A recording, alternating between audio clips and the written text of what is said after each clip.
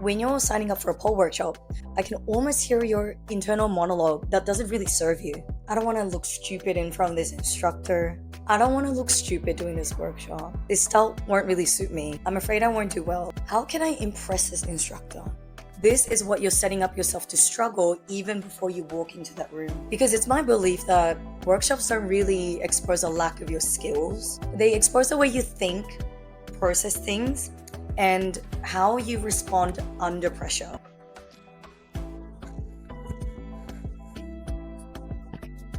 Okay, thank you.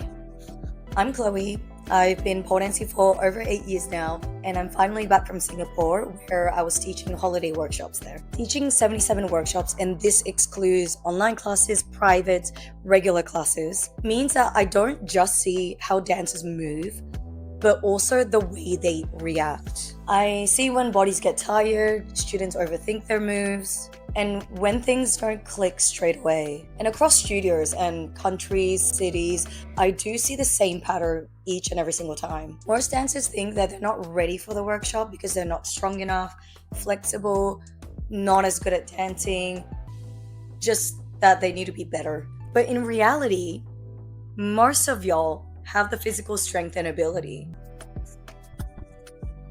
Bye. The difference between regular classes and workshops is that in workshops, we move very differently. There's less repetition, more information, and way more layers happening at once. And when you don't know how to process that physically and mentally at the time, that's when you start blaming yourself or maybe the class for not feeling good enough for the workshop. The number one skill that pole dancers skip before joining workshops is this: learning how to stay intentional, curious, and self-directed under pressure. It's not a trick, it's not a skill, it's not a level you need to reach for. It's your ability to learn without spiraling. So what does this look like in a workshop? Number one, asking questions without shame. Workshops are designed for learning and not performing. That means asking questions, even the smallest ones, especially the ones you think are dumb.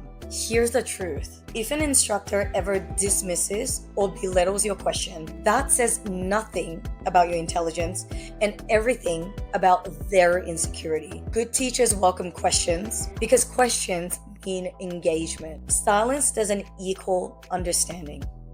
If anything, it usually means fear. Workshops reward curiosity, not quiet obedience. I don't get impressed by an amazing dancer. I'm impressed by their inquisitive questions, how they got to where they are today, and how present they are in that workshop. 2, comparison is the quiet confidence killer. It's so funny. Almost every dancer in the room thinks that they're the worst one there. I know this because they tell this me in private. Meanwhile, they're convinced that everyone else is doing great. That disconnect shows how harsh we are with ourselves. Comparison doesn't motivate learning, it blocks it. The moment that your attention goes to someone else's body, timing, or progress, you stop absorbing what's actually being taught. Number 3, everyone is watching me. No, they're not. A lot of dancers worry that they're being judged but not getting the moves. But the truth is, no one's watching you that closely. Everyone is busy trying to remember, wait, do I step this left leg or the right leg? What move comes next? And if you do feel judged, it's probably worth asking, am I perhaps projecting my self-judgment to others? Workshops bring your inner dialogue to the surface. It's not a bad thing, but it's something to notice. Number 4, being bad is part of the deal. If you can execute everything perfectly in a workshop, then you're probably in the wrong room. Workshops aren't meant to feel comfortable. They're meant to stretch your processing speed, adaptability, and understanding. Not getting something doesn't mean that you failed. It means you were exposed to new information. Learning requires friction, and sometimes that friction feels like sucking. Now, how can you make your workshops feel like a fruitful learning experience? Here's my 5 tips for preparing for your next workshop. Tip 1, decide on your intention before you arrive. Before the workshop, rather than asking yourself, can I do this? Ask yourself, what skill do I want to improve on today so that I am 1% better than I was yesterday? Do I want to improve on my musicality, expression, execution? Workshop reward clarity of intention, not perfection. Once you've decided on your intention and goals, hold yourself accountable. Do not deviate from it.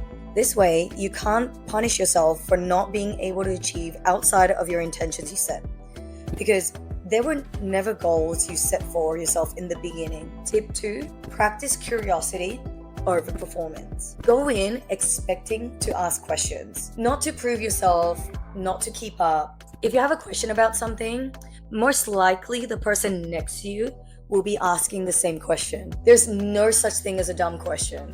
The best thing about having an instructor there is that you get a piece of their brain. In other settings like a phone screen, you won't get that. When you don't know the why and how behind the moves, you never grow. You're merely copying what the instructor is doing without knowing the intention behind it. Curiosity keeps your nervous system open. Performance closes it. Tip 3 is expect fatigue and be ready for it. Workshops are both mentally and physically challenging, and they're supposed to be. When you're in a high pressure environment, you naturally use your brain and nervous system, leading to fatigue. Fatigue isn't failure, it's feedback. It just means that you need recalibration. It's not weakness or quitting, it's your body and mind asking you to slow down, listen, and adjust your pace to learn, not just push through or collapse or panic. When you panic, you end up doing yourself disservice by clouding your thoughts, hence unable to absorb information. And you're already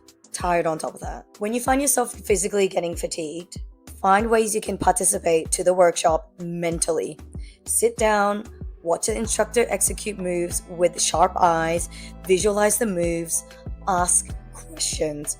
When you sharpen your senses just to thinking rather than doing and thinking, you give your brain more capacity to ask before questions and be inquisitive.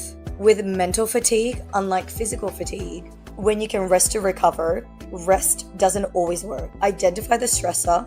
Ask yourself if what you're stressing over is going to solve any problems in front of you right now. Needless to say, ensure you sleep well the night before, eat nutritious food before and after, stay hydrated throughout. One tip that's underrated is come to the workshop 5 to 10 minutes earlier. When you rush in, you're not allowing yourself time to calm your nerves, reduce stress, set intentions, and stay present before the workshop starts. Tip 4, reflect after, not just during. The workshop doesn't end when the class ends.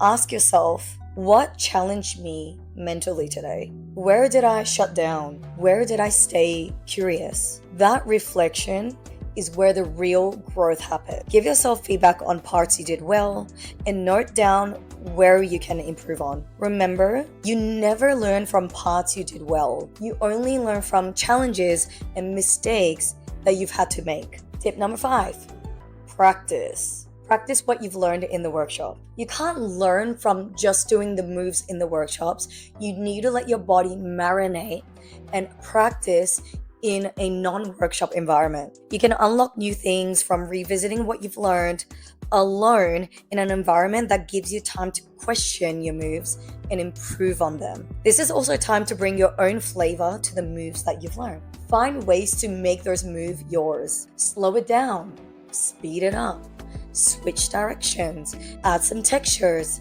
pauses, play with expression. Instructors are there to teach you the moves and for you to add as much or less spice as you like to the moves. If you've been avoiding workshops because you feel like you're never ready, hear me out. Readiness isn't about how good you are on the pole. It's about how willing you are to learn without protecting your ego. Once you've built that skill, and yes, it is a skill, then workshops suddenly don't feel intimidating and start feeling like that's where you exactly belong. If you're feeling inspired, there's one action I want you to take right now while you're feeling fresh in inspiration right now. Go and sign up for that workshop that you've been wanting to take for the longest time, whether it's a physical one, online, whatever it is. And I always want you to remember, no matter what anyone says, you belong in that workshop. Don't let anyone, including the instructor of the workshop, anyone around you, decide if you belong in that workshop or not, unless they know your goals and intention of that workshop. Go have the best time in that workshop, and let me know if any of the tips that I've listed helped you shift your mindset. If you have any further questions around workshops, coaching, if you want me in any of your workshops in the future, comment down below, email me, DM me on Instagram, and I'll see you in the next one.